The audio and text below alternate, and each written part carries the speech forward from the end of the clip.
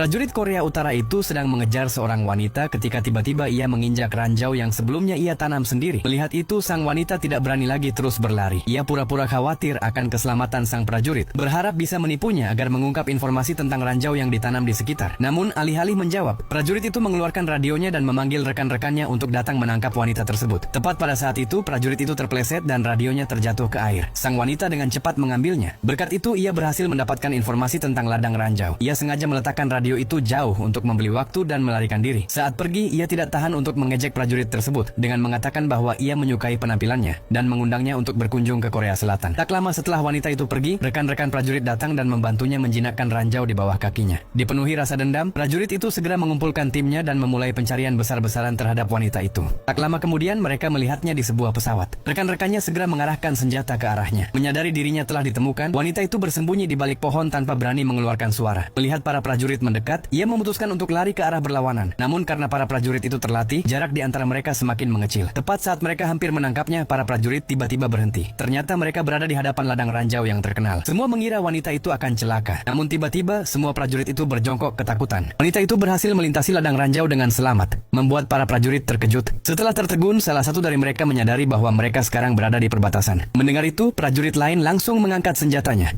Tetapi segera dihentikan oleh rekannya yang menahan larasnya. Mereka dengan cepat memberitahu penjaga perbatasan. Tetapi pada saat itu para penjaga sedang memakai headphone dan menonton film, sama sekali tidak menyadari suara dari radio. Hal itu memungkinkan wanita tersebut berlari tanpa rasa takut menuju perbatasan. Pada saat itu beberapa prajurit lagi muncul dari sisi lain. Mereka berteriak tanpa henti, memberitahu wanita itu bahwa ini bukan negaranya, dan mencoba menghentikannya agar tidak terus maju. Namun wanita itu tidak mendengar sepatah kata pun. Yang ia lihat hanyalah mereka tiba-tiba mengangkat senjata ke arahnya. Ketakutan, ia segera melompat ke depan. Wanita itu menyeberangi gunung dan sungai hingga akhirnya tiba di sebuah desa. Tepat ketika ia mengira dirinya aman, ia melihat sekelompok anak-anak dengan syal merah di leher mereka dan berbicara dalam bahasa Korea. Saat itulah ia menyadari bahwa dirinya masih berada di Korea Utara. Tiba-tiba sebuah kendaraan militer mendekatinya. Tepat saat kendaraan itu hampir melihatnya, seorang pria muncul dan menariknya ke sebuah halaman.